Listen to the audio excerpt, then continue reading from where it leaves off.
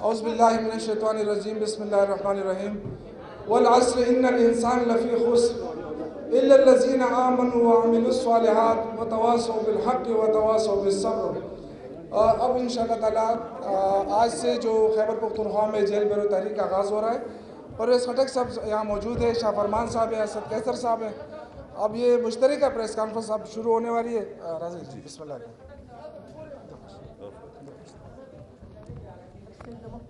بسم اللہ الرحمن الرحیم۔ سب سے پہلے آپ سب کا شکریہ۔ جیسے آپ کو پتہ ہے کہ عمران خان صاحب نے جیل برو تحریک کی کال دی ہے اور اس بارے میں کل سے یہ سلسلہ پنجاب سے لاہور سے شروع ہوا اور آج انشاءاللہ تعالیٰ پشاور ڈویژن یہ بند کر دیں، یہ بند کر دیں۔ اگر آپ خاموش ہوں گے تو بات ہوگی۔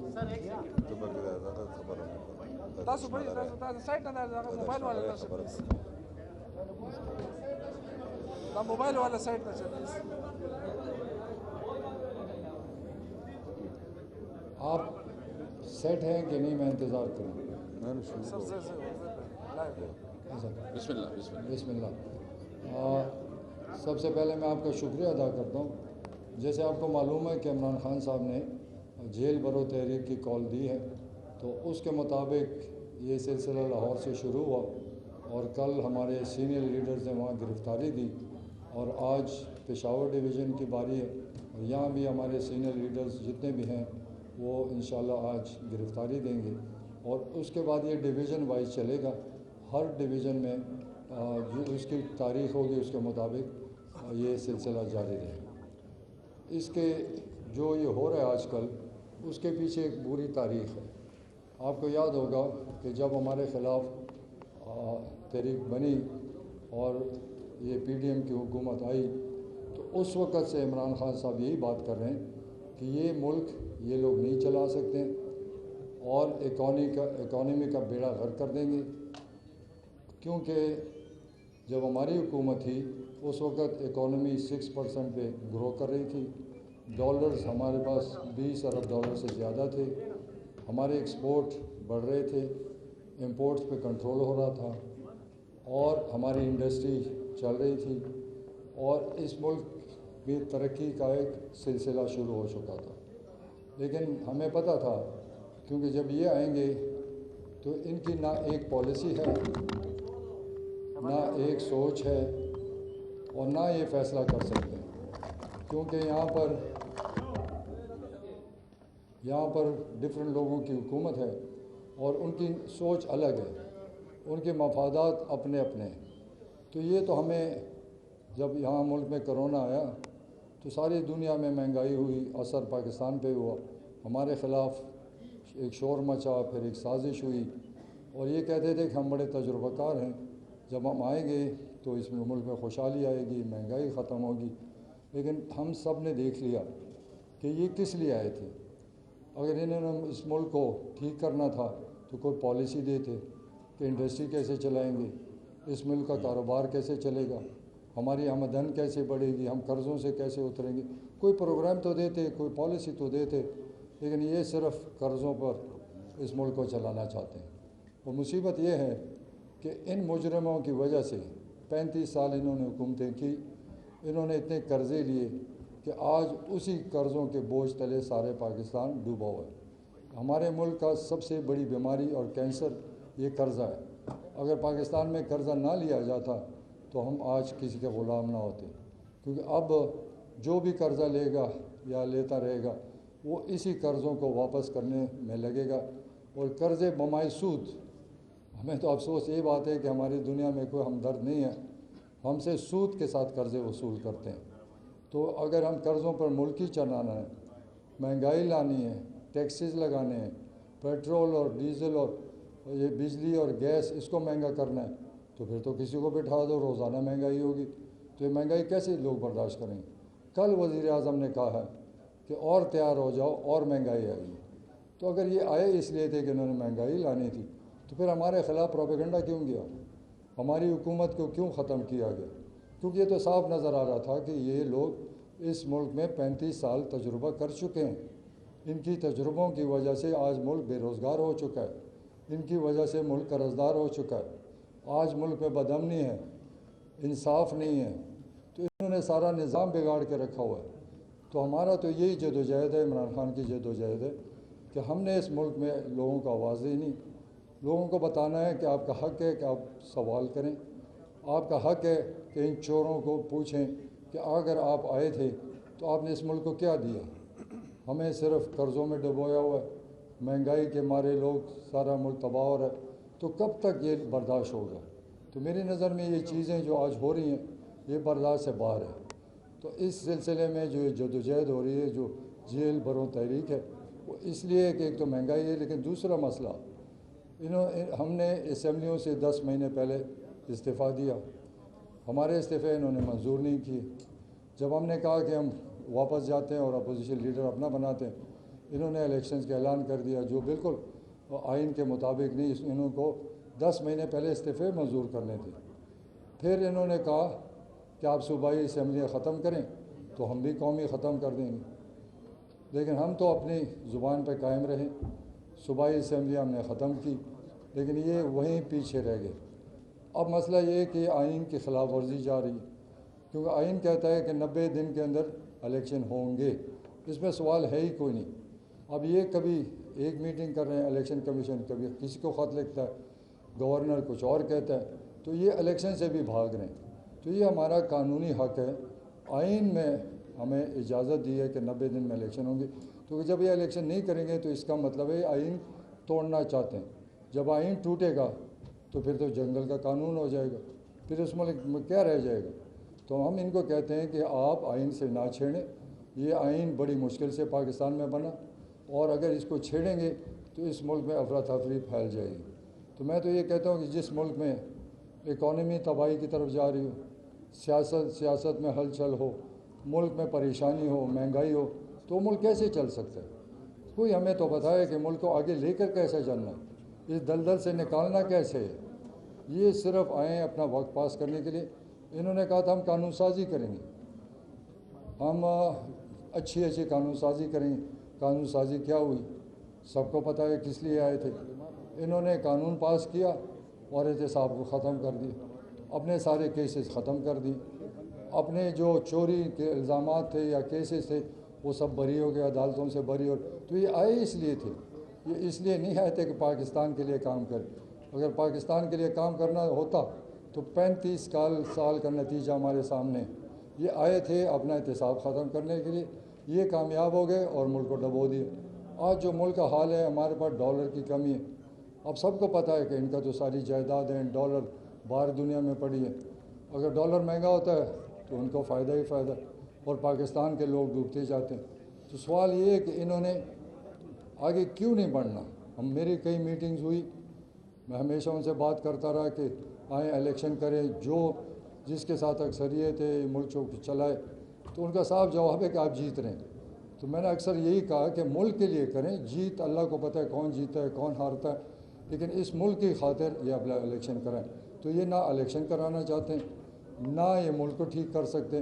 تو ہم عمران خان کا یہ میسیج ہے عوام کو کہ آپ نکلیں, ان چوروں اور لٹیروں کے خلاف نکلیں تاکہ ملک ترقی کر سکے اور ایماندار لوگ اس ملک پہ حکمرانی کریں. کیونکہ مجھے تو افسوس کے ساتھ کہنا پڑتا ہے کہ مجھے تو آگے اندھیرا نظر آ رہا ہے. مجھے اس ملک میں کوئی خوشحالی نظر نہیں آ رہی, اس ملک میں تباہی نظر آ رہی. اور جب تک یہ لوگ بیٹھیں گے نہ دنیا اعتماد کرے گی نہ عوام اعتماد کرے. ان کا تو عوام کے پاس جانے شکل ہی نہیں دکھا سکتے, یہ تو باہر جا نہیں سکتے. تو ان کو پتہ ہے کہ اگر ہم الیکشن کریں گے ان کا صفایا ہو جائے گا. تو میں ان کو ابھی بھی کہتا ہوں عقل کے ناخن لیں. یہ ملک ہم سب کا ہے, اس ملک کو آگے چلانا ہے, اور اس ملک میں ہمارا ایک ہی ڈیمانڈ ہے کہ الیکشن کراؤ. ہم تو کچھ اور نہیں مانگتے, ہم کہتے ہیں صاف شفاف الیکشن کرائیں تاکہ ملک آگے چلے. لیکن یہ اس کے لیے تیار نہیں ہے کیونکہ ان کا اپنا ذاتی مفاد کا ایجنڈا ہے. شکریہ. بسم اللہ الرحمن الرحیم. ایک منٹ, ایک تو یہ بات آپ کے سامنے رکھنی ہے کہ جب یہ الیکشن کے ہیلے بہانے ڈھونڈ رہے ہیں تو مارچ میں تو یہ الیکشن کرانے کو تیار ہے, بائی الیکشن. لیکن اپریل میں صوبائی اسمبلیز کے جنرل الیکشن کے لیے تیار نہیں ہے۔ یہ جو حالات کی بات کرتے تو ان کو میں یاد دلاؤں کہ 2013 میں 2008 سے 13 میں بہت زیادہ حالات خراب تھے، لیکن جیسے ہی الیکشن ہو گئے، خٹک صاحب موجود ہیں، چیف منسٹر بن گئے، اسی صوبے میں حالات بہتری کی طرف گئے اور امن آ گیا۔ اب سوال یہ ہے کہ ان کے پاس جو ایکسکیوزز ہے وہ بھی غلط ہے۔ تیسری بات میں یہ کہنا چاہتا ہوں کہ جس طرح خٹک صاحب نے کہا کہ عام آدمی کے اوپر بوجھ ہے، مہنگائی ہے، تو مہنگائی معاشی استحکام کے لیے ضروری ہے سیاسی استحکام، اور سیاسی استحکام آئے گی الیکشن کے ذریعے۔ تو اگر الیکشن نہیں ہوگا تو جس طرح 10 مہینے ان کی کارکردگی رہی، یہ مزید مہنگائی ہوگی اور مزید غریب کے اوپر بوجھ آنے والا ہے۔ تو غریب کے ساتھ یکجہتی کے لیے ہم ایک پرامن طریقے سے، یہ ہمارا پرامن احتجاج ہے، ہم جیل جانا چاہتے ہیں، اور اس کا مقصد یہ ہے کہ جب عام آدمی بھی جیل جانا چاہتا ہے تو ان لوگوں کو پتہ ہو، امپورٹڈ حکومت کو پتہ ہو کہ حالات کتنی سنگین ہے۔ اگر اپنے حق کے حصول کے لیے کوئی جیل جانا چاہیں، یہ مجھے ابھی شوکت صاحب بتا رہے تھے کہ یہ 1876 سے 5 دفعہ ہوا ہے اور 5 دفعہ کامیاب ہو گیا ہے جیل برو تقریر، کیونکہ یہ آخری حربہ ہوتا ہے۔ ایک بار خٹک صاحب ان کو پتہ ہو کہ ہم نے کوئی توڑ پھوڑ نہیں کرنی، ہم نے آئین کو ہاتھ بھی لینا، ہم نے پرامن طور پر جانا ہے اور اپنا احتجاج ریکارڈ کرانا ہے۔ وزیر داخلہ صاحب کا بیان کہ یہ ملک دشمنی کر رہے ہیں، میں ان سے یہ کہوں گا ان کی بات کی مذمت کرتے ہوئے کہ جو 10 مہینے سے آپ نے ملک کا حال کیا اور جو 35 سال آپ اس حکومت پر، چونکہ پوری 35 سال آپ دیکھیں پی ڈی ایم کی حکومت رہی ہے، 1 2 3 پارٹی چھوڑ کے سارے پی ڈی ایم کی باری یہ لیتے رہے، تو جو آپ نے ملک کا حال کیا اور آخری 10 مہینے میں آپ نے ملک کا جو غریب کے اوپر کیا ہے، اب آپ اس کے ذمہ دار ہیں۔ اب آپ آئین کو وائلیٹ کر کے نکل رہے ہیں، آئین کو وائلیٹ کر کے الیکشن کرانے کو تیار نہیں ہے۔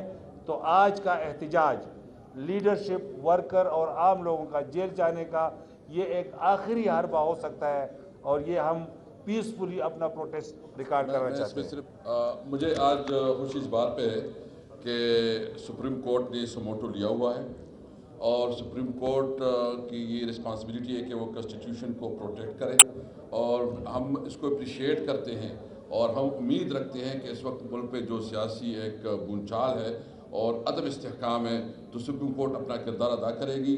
ہم سپریم کورٹ کے ساتھ کھڑے ہیں، ہم عدالتوں کے ساتھ کھڑے ہیں، ہم عدالتوں کا احترام کرتے ہیں۔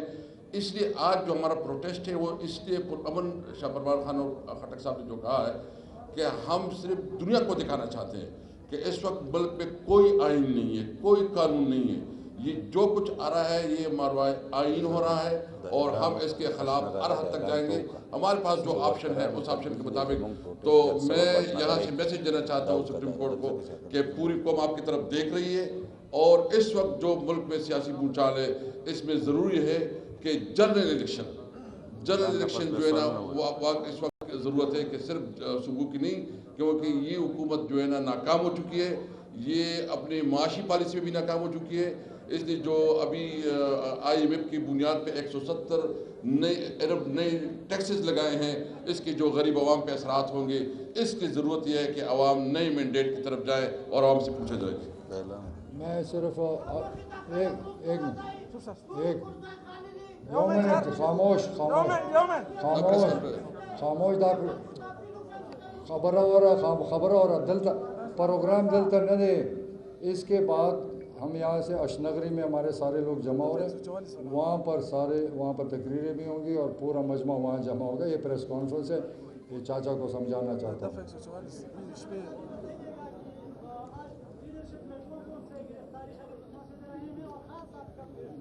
یہ جو ہمارے پشاور ریجن کے جتنے لیڈرز ہیں، اسپیکر صاحب ہیں، میں ہوں، شاہ فرمان ہے، عاطف خان ہے، شاہرام ہے، اور ہمارے پشاور کے جو MNAs ہیں کافی سارے، تقریباً سبھی جائیں گے۔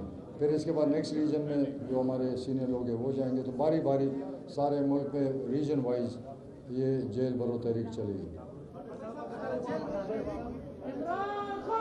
¿Quién es acá? Hello. ¿Quién? Media का दखल है क्या ना प्लीज जी प्लीज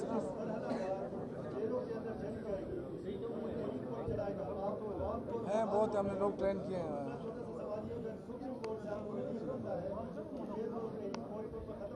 देखिए अगर हम जेल चलेंगे अवाम ने तहरीक चलानी है अब हम जब जेल जाएंगे हमारे अवाम बहादुर अवाम है उनको पता है हम जेल में ये खुद निकलेंगे हमारी ज़रूरत भी नहीं है कि अवाम तंग है हम तो इनकी जंग लड़ रहे हैं हम तो अवाम की जंग लड़ रहे हैं तो अगर अवाम अपने नहीं निकलेंगे तो फिर कौन निकलेगा आप देखते रहना तमाशा अवाम कैसे निकलेगा हम चाहे जेल में हो चाहे अगर ये इलेक्शन का ऐलान हुआ तो फिर इमरान खान कॉल देंगे कि आगे वो क्या करते हैं थैंक यू अस्सलामुअलैकुम सर।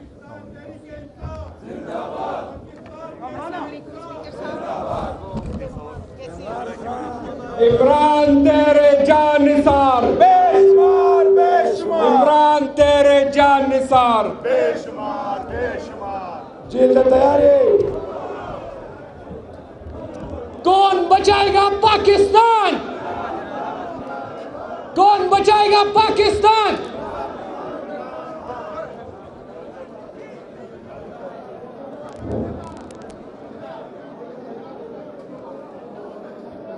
खटक से अभिवाई वे द जंग मैदान लचिज़म खपल संभल न लेगमा द जंग मैदान लचिज़म खपल संभल न लेगमा او د چا په مر باندې د خپل ځان شهادت نه غواړم یم خټک د خټک په نوم بمرما په پښتونخوا باندې د چا نه معذرت